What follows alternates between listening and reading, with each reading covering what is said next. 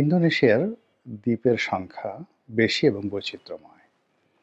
তো এইরকমই একটা ছোট্ট দ্বীপের নাম হলো পূর্ব তিমুর এবং এই অঞ্চলটিতে অলমোস্ট শতকরা ৯৯% লোক খ্রিস্টান এবং এরা একসময় খ্রিস্টান ছিলেন না। এই অঞ্চলটি এবং এই যে দ্বীপটি দীর্ঘদিন ধরে পর্তুগিজরা দখল করে রাখে। আজকের যে পর্তুগাল, লিসবন। তো এই পর্তুগিজরা এখানে প্রথম কলোনি স্থাপন করে এবং শত শত বছর ধরে তারা এই দ্বীপকে কেন্দ্র করে ভারত মহাসাগরে নানা রকম কর্মকাণ্ড করে। একটা সময় তারা শুধুই ডাকাতি করত পর্তুগিজরা। আমাদের এই অঞ্চলে এসেও তারা ডাকাতি করে গেছে এবং এদের একটা সিন্ডিকেট ছিল। মানে তারা নিজেরা ডাকাতি করতে এবং তাদের সেই ডাকাতিপনার দোসর হিসেবে তারা মগদেরকে ব্যবহার করত, তারপর রোহিঙ্গাদেরকে ব্যবহার করত এবং ডাকাতির জিনিসপত্র এদের সাথে ভাগাভাগি করত।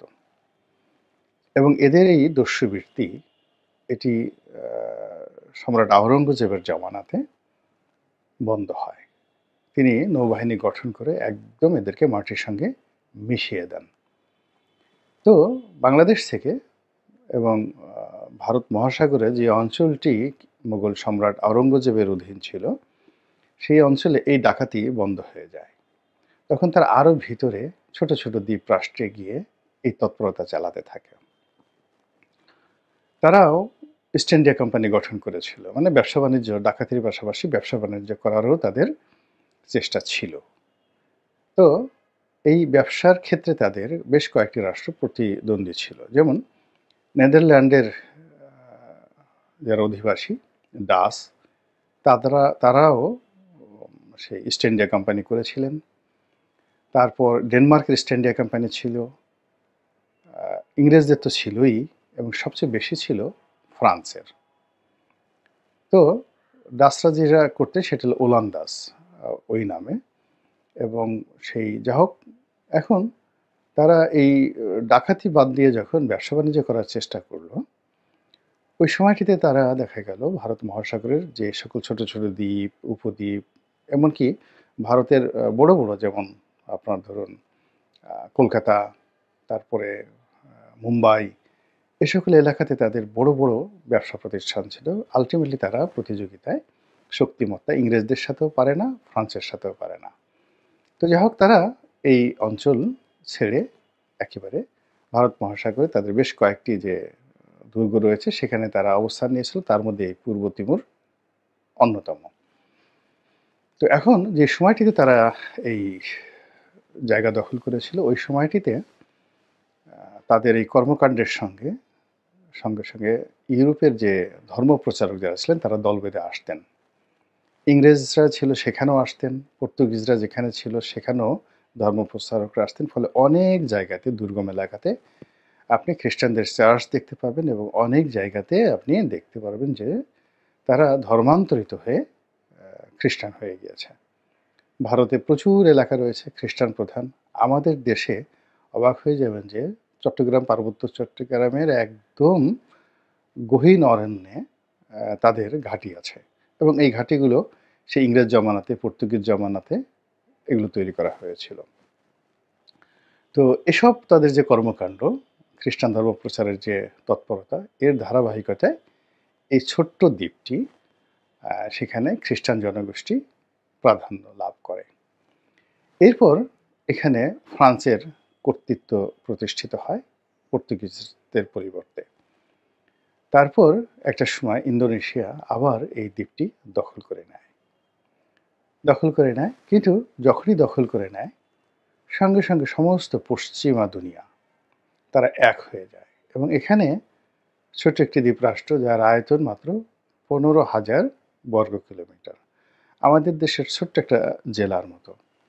আর লোক সংখ্যা যদি ধরেন 13 লাখ সামথিং, এখানে এই মুহূর্তে আজকের জনসংখ্যা 13 লাখ সামথিং।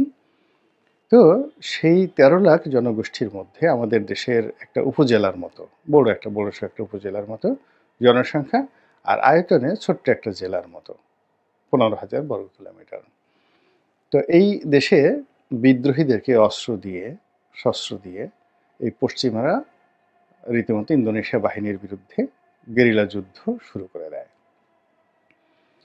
এবং যতটা না যুদ্ধ ওখানে হলো, তার চেয়ে 1000 গুণ প্রচার এবং প্রোপাগান্ডা চালানো হলো পশ্চিমা মিডিয়াতে। এবং জাতিসংঘ থেকে শুরু করে অন্যান্য আন্তর্জাতিক যে সংগঠন, তাদেরকে বলতে গেলে কনভিন্স করে, বাধ্য করে এই ইন্দোনেশিয়া থেকে এই দ্বীপটিকে, মুসলমান একটি রাষ্ট্রের কাছ থেকে এই দ্বীপটিকে বিচ্ছিন্ন করে এখানে একটি খ্রিস্টান রাজ্য বা রাষ্ট্র প্রতিষ্ঠা করা হয়। এবং সেই রাষ্ট্রের মহামহিম রাষ্ট্রপতি তিনি আমাদের দেশে এই বিজয়ের মাসে এসে মেহমানে আজিম, প্রধান মেহমান হিসেবে ডক্টর মোহাম্মদ ইউনূসের হাতকে শক্তিশালী করেছেন। এখানে একটা বিষয় যে পূর্ব তিমুর প্রথমত খ্রিস্টান রাষ্ট্র, দ্বিতীয়ত এই রাষ্ট্রের এখন যিনি আছেন রাষ্ট্রপতি, তিনি একসময় এখানকার প্রধানমন্ত্রী ছিলেন। এবং ওই যে আন্দোলন হয়েছিল গুশমাও, তিনি ছিলেন আন্দোলনের নেতা এটাকে খ্রিস্টান রাজ্য বানানোর জন্য। তখন সেই গুশমাওয়ের দক্ষিণ হস্ত ছিলেন এই বর্তমান রাষ্ট্রপতি, যিনি আমাদের বাংলাদেশে এসেছেন। এই ভদ্রলোককে আবার তার কৃতকর্মের জন্য, যে তিনি একটি রাষ্ট্র প্রতিষ্ঠা করেছেন, 99% জনগোষ্ঠীর ধর্মবোধ খ্রিস্টানিজমকে তিনি আপহোল্ড করেছেন এবং ইন্দোনেশিয়ার মতো একটা দখলদার বাহিনীকে তিনি পরাস্ত করার জন্য পশ্চিমাদের সহযোগিতা করেছেন এবং বিশ্বের খ্রিস্টান সম্প্রদায়কে তিনি রক্ষা করেছেন। এই জন্য তাকে শান্তিতে, তিনি বিরাট শান্তি প্রতিষ্ঠা করেছেন, এই জন্য শান্তিতে তাকে নোবেল পুরস্কার দেওয়া হয়েছে। ভালো কথা। আর আমাদের ডক্টর মোহাম্মদ ইউনূস, তিনিও শান্তিতে নোবেল পুরস্কার পেয়েছেন। এবং কপালের কি সুন্দর লিখন দেখুন, সেই পূর্ব তিমুরে যিনি আছেন তিনি সেখানে রাষ্ট্রপ্রধান, আর এখন আমাদের দেশে ডক্টর মোহাম্মদ ইউনূস শান্তিতে নোবেল পুরস্কার পেয়ে তিনিও সরকার প্রধান। রাষ্ট্রপ্রধান একজন আছেন বটে, বাট এখন তিনি ধরে নেওয়া হয় যে সরকার এবং রাষ্ট্র দুটিরই সকল ক্ষমতার তিনি প্রতিভূ। আর এই দুজনের মধ্যে ব্যক্তিগত বন্ধুত্ব আছে, পরিচয় আছে, বন্ধুত্ব আছে, তারা নোবেল পুরস্কার পেয়েছে, একই পরিবারের লোক। তো কাজেই এই মানুষটিকে তিনি এনেছেন, আনবেন, এটি স্বাভাবিক। এবং তিনিও, অর্থাৎ পূর্ব তিমুরের যে রাষ্ট্রপতি আছেন, আগামী দিনে যদি ডক্টর মোহাম্মদ ইউনূসকে তাদের দেশে নিমন্ত্রণ করে নেন, তাদের দেশের সম্মানিত নাগরিকত্ব প্রদান করেন, বা তাদের দেশের কোনো বিশ্ববিদ্যালয়ের আচার্য হিসাবে মনোনীত করেন, এটা অস্বাভাবিক কিছু না, এটা হতে পারে। ব্যক্তিগত বন্ধুত্ব এইরকমই হয়। তো সেই ব্যক্তিগত বন্ধুত্বের কারণেই মূলত আমাদের এই বিজয় দিবসে তাকে আনা হয়েছে। এটা নিয়ে আমাদের কোনো কথা ছিল না এবং কথা থাকারও কথা নয়।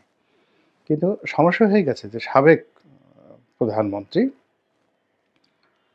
তো শেখ হাসিনা একজন মুখ কাটা, ঠোঁট কাটা মহিলা ছিলেন, রমণী ছিলেন। হুটহাট করে, ঠুসঠাস করে তিনি অনেক কথা বলে ফেলতেন, যেগুলো অপ্রিয়, কোনো কোনো ক্ষেত্রে অশ্রাব্য, কোনো কোনো ক্ষেত্রে অবমাননাকর, বাট বেশিরভাগ ক্ষেত্রে নিরেট সত্য।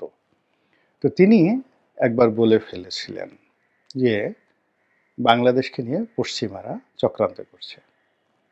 এই রাষ্ট্রটি ভেঙে এই রাষ্ট্রের একটি অংশকে পূর্ব তিমুরের মতো একটি খ্রিস্টান অধ্যুষিত রাষ্ট্র বানানোর জন্য ইউরোপ এবং আমেরিকা চেষ্টা চালাচ্ছে, খ্রিস্টান দুনিয়ারা চেষ্টা চালাচ্ছে। এবং তিনি স্পষ্টতই চট্টগ্রামের একটি অংশ, তারপর ভারতের একটি অংশ এবং মায়ানমারের একটি অংশকে একত্র করে তারপর সেখানে কিভাবে খ্রিস্টান রাজ্য প্রতিষ্ঠা করা যায়, এই বিষয়ে যে বিদেশে তৎপরতা দীর্ঘদিন ধরে চলছে, রাষ্ট্র যেগুলোকে প্রচার করছে না, সেটা জুমল্যান্ড নামে যে রাষ্ট্র প্রতিষ্ঠা করার জন্য আপনি কিছু মানুষ, গেরিলারা দেশে দেশের বাইরে কী তৎপরতা চালাচ্ছে, এটি বান্দরবন, খাগড়াছড়ি, তারপর রাঙামাটি, এই অঞ্চলগুলোতে, পার্বত্য এলাকাতে যে কোনো একটা অবধ শিশুকে জিজ্ঞেস করলে তারা বলে দিতে পারে। তাদের জাতীয় সঙ্গীত রচনা করা আছে, সংবিধান রচনা করা আছে, আর অনেক কিছু। তো সেই কাণ্ডকে কর্মকাণ্ডকে তিনি উল্লেখ করে সাবেক প্রধানমন্ত্রী তিনি বলেছিলেন যে এরকম দেশের বিরুদ্ধে চক্রান্ত হচ্ছে। তিনি আরও বলেছিলেন যে বাংলাদেশে একটা দুর্ভিক্ষ আসবে, সেটা জুন জুলাই মাসে তিনি বলেছিলেন। আসলে এখানে দুর্ভিক্ষ তো এসেছেই, তো সেটা কি দুর্ভিক্ষ বলবেন, গণতন্ত্রের দুর্ভিক্ষ বা আরও অনেক কিছু। যাক, এনিওয়ে, তো এই যে তার এই বক্তব্য, সেই বক্তব্যটা ইতিহাসে হারিয়ে গিয়েছে। আমরা সবাই মনে করেছি যে ওনার তো ঠোঁটকাটা মানুষ, কখন কাকে কি বলে ফেলেন। কিন্তু যখন দেখা গেল যে এই জুলাই আগস্ট বিপ্লবের পর আমাদের প্রথম বিজয় দিবসে দুনিয়ার অন্য কোনো মানুষকে বাদ দিয়ে আমাদের ডক্টর মোহাম্মদ ইউনূস তিনি পূর্ব তিমুরের প্রেসিডেন্টকে আনলেন। তিনি ইচ্ছা করলে বারাক ওবামাকে আনতে পারতেন, হিলারি ক্লিন্টনকে আনতে পারতেন, এমনকি তিনি জো বাইডেনকে আনতে পারতেন। তাহলে বোঝা যেত এটা তার একটা পার্সোনাল ফ্রেন্ডশিপ, তার সঙ্গে বন্ধুত্ব রয়েছে। তিনি ফ্রান্সের যে প্রেসিডেন্ট ইম্মানুয়েল ম্যাক্রো, তার সঙ্গে তো তার ভালো সম্পর্ক। তিনি ইচ্ছা করলে তাকেও এই জায়গাটাতে আনতে পারতেন। পাকিস্তানের প্রধানমন্ত্রী যদি বলতেন শাহবাজ শরীফকে, ডক্টর মোহাম্মদ ইউনূস চলে আসতেন। এমনকি আনোয়ার ইব্রাহিম সাহেব তিনি এসে গেছেন, তাকে আবার আনা যেতে পারত। তো সেটা উনি করতে পারতেন, ওনার ব্যক্তিগত সেই সম্পর্ক আছে। কিন্তু সব কিছু বাদ দিয়ে তিনি যখন সেই পূর্ব তিমুরের প্রেসিডেন্টকে বাংলাদেশে আনলেন, তখন আমরা এমনি সন্দেহপ্রবণ মানুষ, আমাদের দেশে দুর্মুখের সংখ্যা খুব বেশি, সমালোচনা করতে আমরা খুবই পছন্দ করি, শুনতেও আমরা খুবই পছন্দ করি। ফলে কি হলো, আমরা খুঁজে খুঁজে খুঁজে খুঁজে ওই যে আগের যে স্বৈরশাসক শেখ হাসিনা, তার সেই কথা, যদি আমরা শেখ হাসিনাকে পছন্দ করি না, আওয়ামী লীগের রেজিমকে পছন্দ করি না, ছাত্রলীগকে পছন্দ করি না, তাদের দুঃশাসনকে স্মরণ করতে চাই না, কিন্তু যেহেতু ডক্টর মোহাম্মদ ইউনূসকে একটা খোঁটা দেওয়া দরকার, তাকে একটু চাপের মধ্যে রাখা দরকার, এই জন্য খুঁজে খুঁজে আমরা সেই শেখ হাসিনার বক্তব্য বের করেছি এবং বলার চেষ্টা করছি, দেখো দেখো দেখো কি হতে যাচ্ছে। হ্যাঁ, বিপ্লব করেছিলে বা যে রাস্তায় আত্মাহুতি দিয়েছিলে, এই জন্যে 16ই ডিসেম্বর তারিখে একেবারে দুনিয়ার অন্য কোনো মানুষ বাদ দিয়ে এমন একজন মানুষকে আনা হলো যিনি একটা খ্রিস্টান রাষ্ট্রের প্রধান, এবং এই খ্রিস্টান রাষ্ট্রটি জোর করে তৈরি করা হয়েছিল বা করেছিল পশ্চিমারা, এবং আরেকটি মুসলমান রাষ্ট্রের কাছ থেকে ছিনিয়ে নিয়ে। তো সেই ক্ষেত্রে বাংলাদেশের শতকরা 90% মুসলিম রাষ্ট্র, মানে মুসলিম সম্প্রদায় অধ্যুষিত রাষ্ট্র, তো তাদেরকে বঞ্চিত করে যদি পশ্চিমারা এরকম একটা চক্রান্ত চালায়, তখন কি হবে? এগুলো নিয়ে কিন্তু আমাদের যারা ইসলামপন্থী আলেম রয়েছেন, ওলামা রয়েছেন, আমি আজকে এটা বলতে চাচ্ছিলাম না, কিন্তু এটি না প্রচুর কথাবার্তা হচ্ছে, ওয়াজের ময়দানে ফাটিয়ে রীতিমতো ওয়াজ করা হচ্ছে। বড় বড় আলেম ওলামারা, যাদের লক্ষ লক্ষ ভক্ত অনুরাগী রয়েছেন, তারা এই বিষয়টি নিয়ে এতটা বিষোদ্গার করছে, তখন মনে হলো যে আমাদের যারা সাধারণ আমজনতা রয়েছেন, যারা হয়তো মাহফিলে যান না, কিন্তু এই যে হুজুরদের যে বক্তব্যটি অন বিহাফ অফ দেম, তাদের পক্ষে আপনাদেরকে জানানোর চেষ্টা করলাম। আল্লাহ আমাদের সবাইকে হেদায়েত দান করুন এবং হেফাজত করুন। আসসালামু আলাইকুম ওয়া রাহমাতুল্লাহি ওয়া বারাকাতুহু।